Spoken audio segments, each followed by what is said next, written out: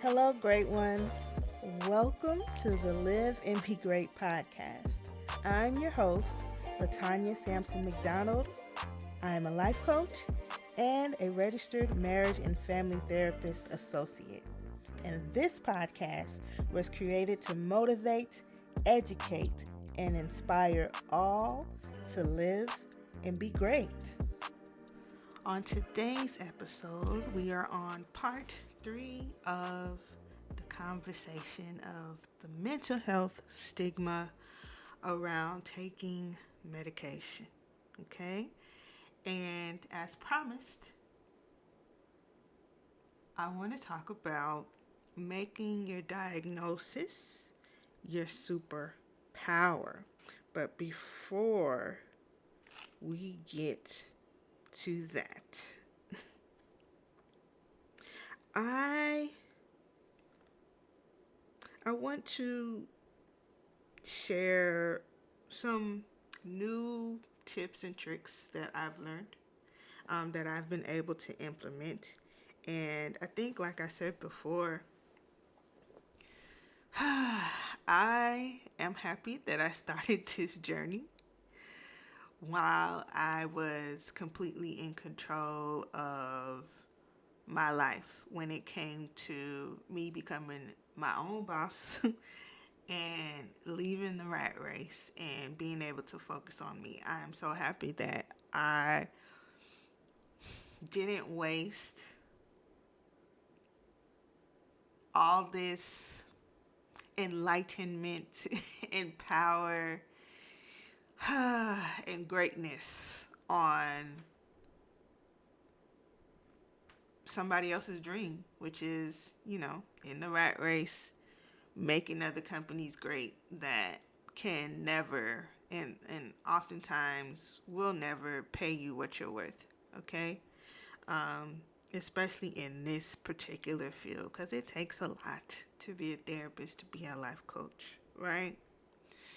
And I'm also happy that I can be even better for not just me, but for, anybody that I come into contact with, be it friends, family, and also my clients, of course.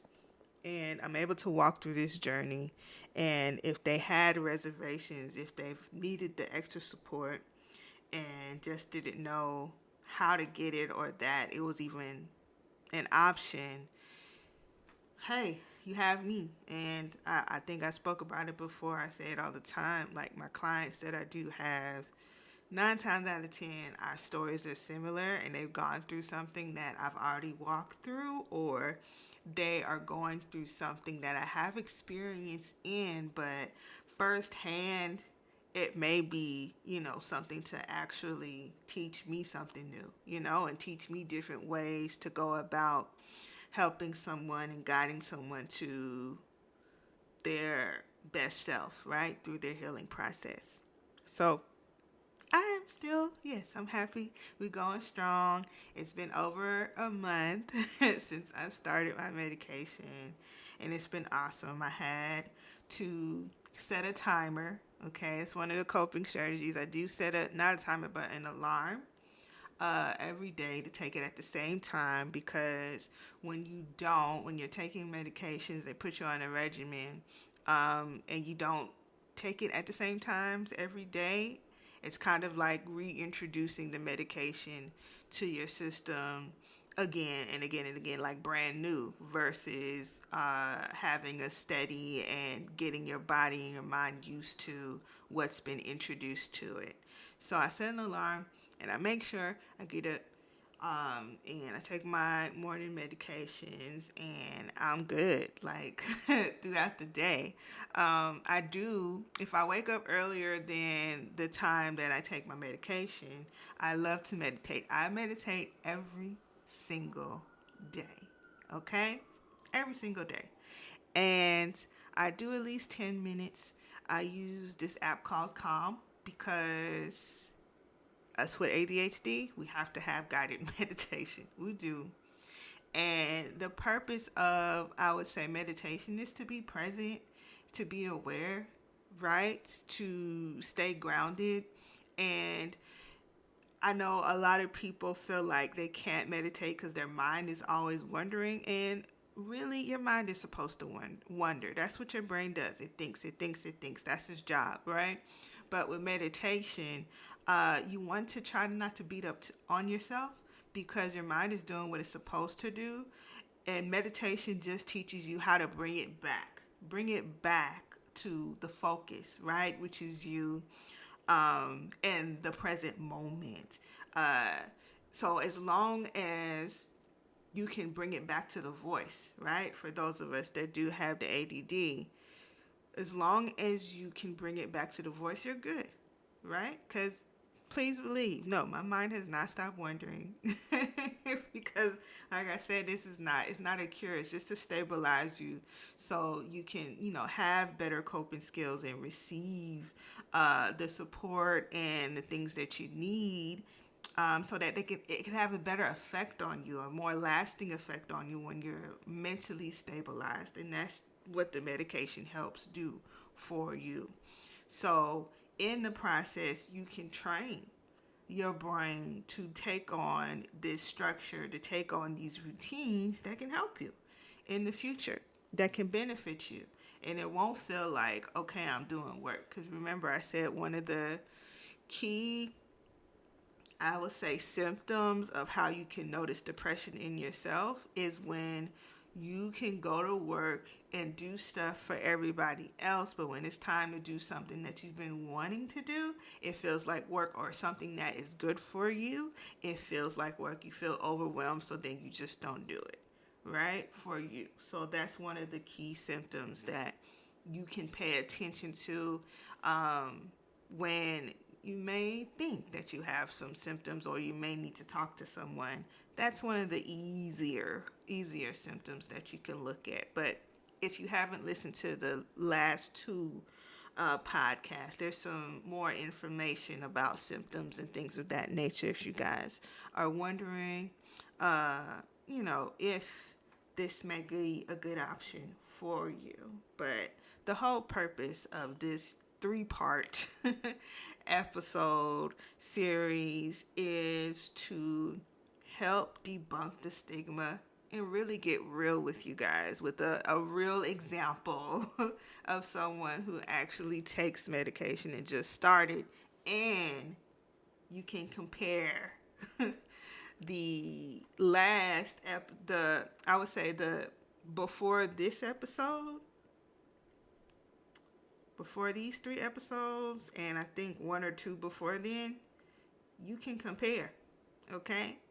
The other ones to the new ones if you're worried, if you have some concerns about, it changing you losing yourself, because that is it's a valid fear. But if you do it the right way, you advocate for yourself and you do it in conjunction with therapy, you're going to be the best version of you, okay? With the support that you deserve.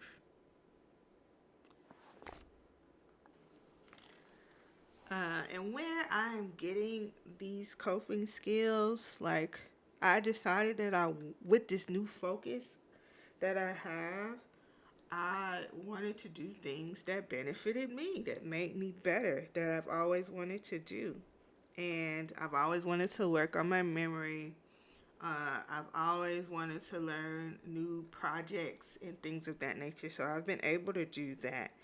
But as far as the morning routine, there's a guy called Jim Quick, and it's Kwik.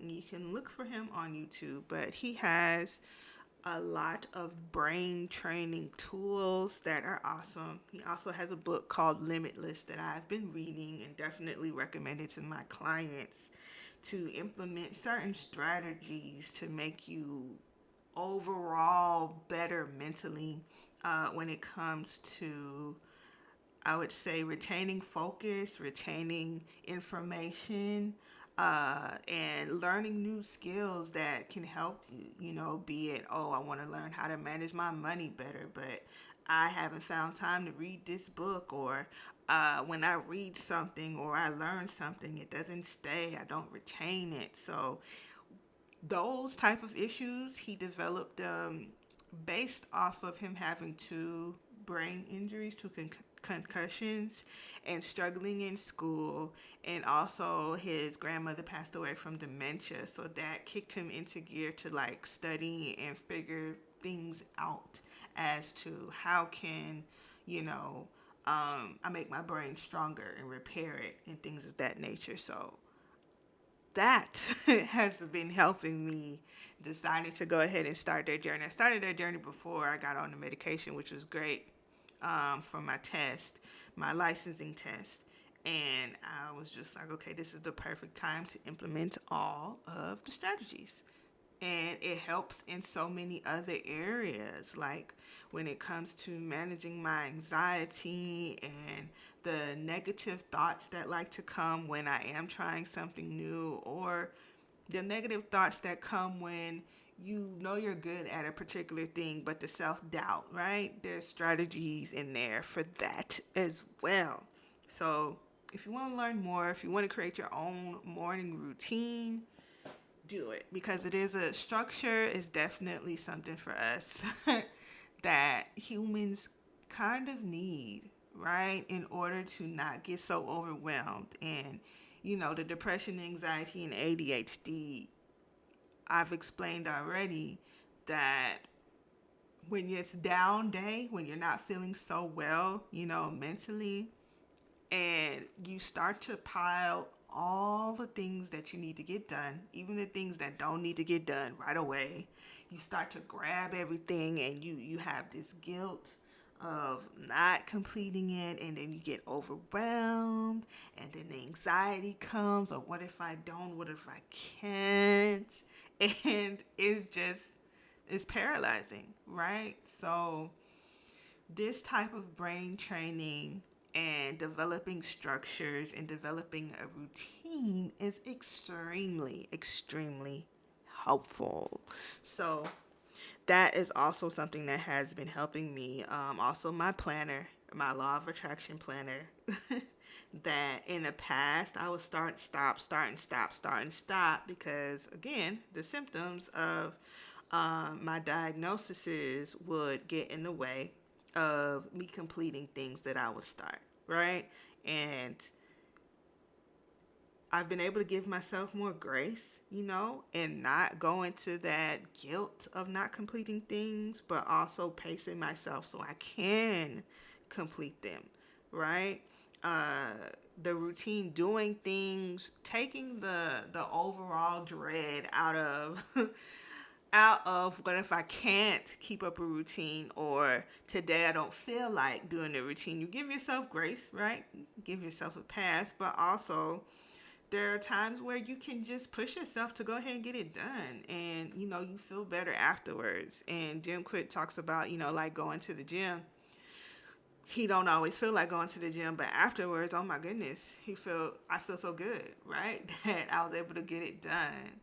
So all of this, support that I have in conjunction with learning how to develop routines has been helpful, right? So let's get to it. How do you make your diagnosis your superpower, right? Number one, I believe everybody's pain has value, okay? And it's not just for you, it's also for someone else.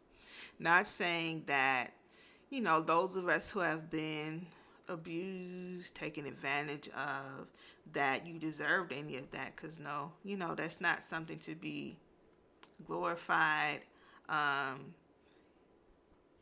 the whole I'm just happy to be alive situation, like that could be very negative. The over positivity, yes, that could be harmful, when you don't truly address, hey, this hurt me and this impacted my life in a negative way, right? But so if the stuff has already happened, right, the trauma is there, you can turn that into something powerful, right? For yourself and for others as well. Okay? And when people that don't see a way out, they might meet you one day, right? And it can be somebody you knew already and y'all never, talked about that particular subject, that trauma that you went through, or it could be a stranger, right? That needs to see someone like them make it through, right? They're not going to listen to nobody else that don't look like them, that hasn't gone through what they're going through. So because you went through it and you were able to heal from it, they can see that it's possible, right? So that's how you want to turn, things around when it comes to your trauma and what you go through in life and things that you can't explain. And you're like, why did I have to go through it? A lot of times when I do meet my clients and I hear their story, I'm like, okay, so that's why I went through that. It just helps me take off some of the shame, right? That you feel like, okay, maybe I deserve this happening to me, or maybe I'm unworthy of people treating me right. It takes that out when you can find a different purpose for it after you've addressed it, after you acknowledged it and worked on healing from it. Okay? I hope I'm not confusing you guys. Cuz I don't want to do that. But yeah, that is how you can make the diagnosis your superpower. Like, you're going to run into people with the same stuff, like you are. You are. And you're going to be able to pinpoint, okay, this is what it is, and this is how I have gotten through it. And with my ADHD, that means I can put myself into multiple tasks, right? But with the support, the extra support that I'm having, I can actually complete them with the new skills that I'm learning. I can actually give myself grace and get it done, right? Push myself to do it and feel great and feel happy about it. And it's for me, right? It's on my terms. So that is just an example of using your diagnosis, should you have any type of diagnosis, as your superpower. How can I get the support that I need so that I can use this for me, right? People who have OCD, hey, y'all probably are going to be bomb at planning stuff for people. And creating structure, maybe organize, helping people organize, right? Once you get the support that you need, because it's difficult to do it without the support. I'm not saying get diagnosed with something and then don't do nothing about it and think you gon' be this master. No, that's not how it works, right? You have to address the part that got you there and how it's affecting your life negatively first, right? Work on that, and then you can turn it around into something that is powerful and can be helpful and give purpose to why you're here, and your experiences and things of that nature, right? And you can have a rewarding, purposeful life when you can make your diagnosis your superpower. And when I say diagnosis, I know I've said it before, but y'all, being in school, if it taught me anything, everybody got something. Okay? Everybody can be diagnosed, every last human being. It's not a soul on this earth that can't be diagnosed with something, because we're all different. We all go through different experiences, and also different experiences based off of the other experiences, and so on and so forth. Affects us differently. Okay?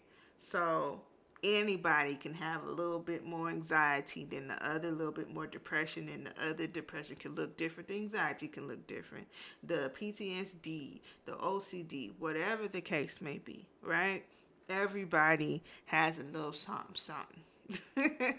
But it's all about, working to heal it, acknowledge it first, working to heal from what got you there in the first place, and then turning it around to make it work for you. Okay? That is how you do it, right? And don't be afraid.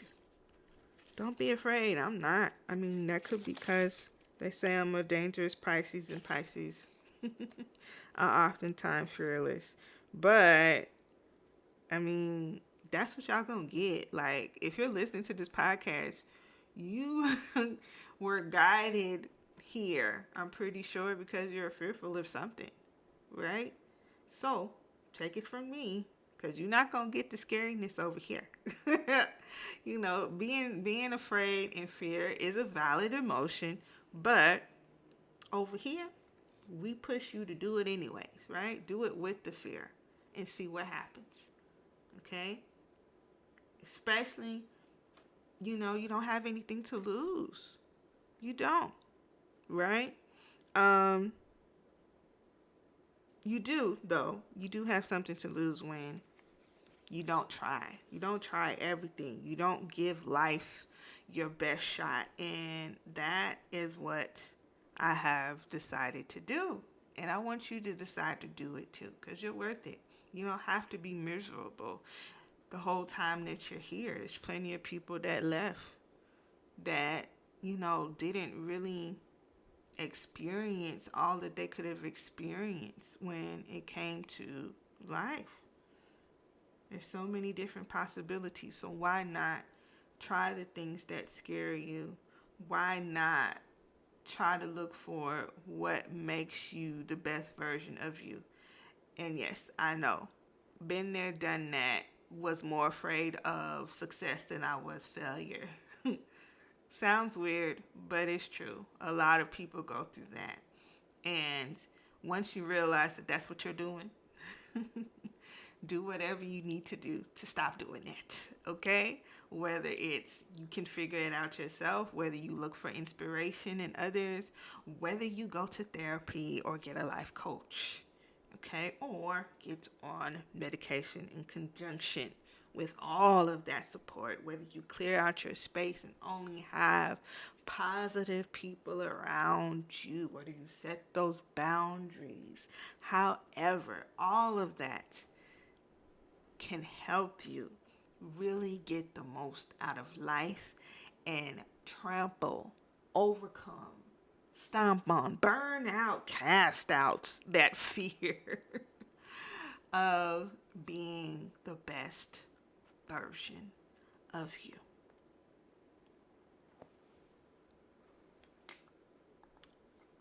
So, I think that is all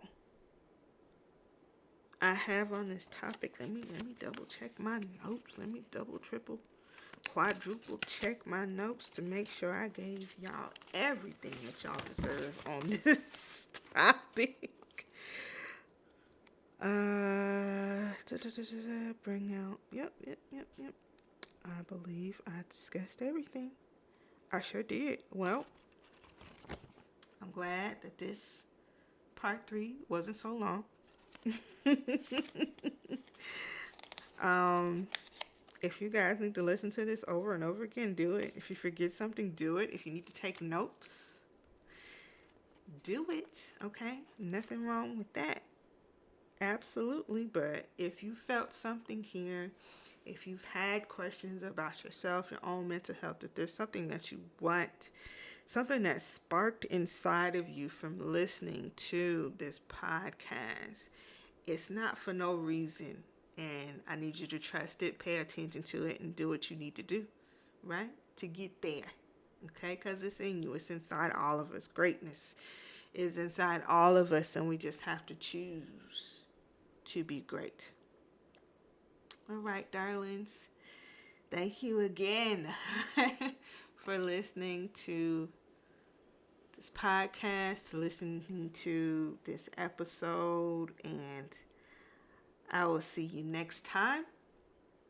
Give yourself permission to live, but not just live, to be great.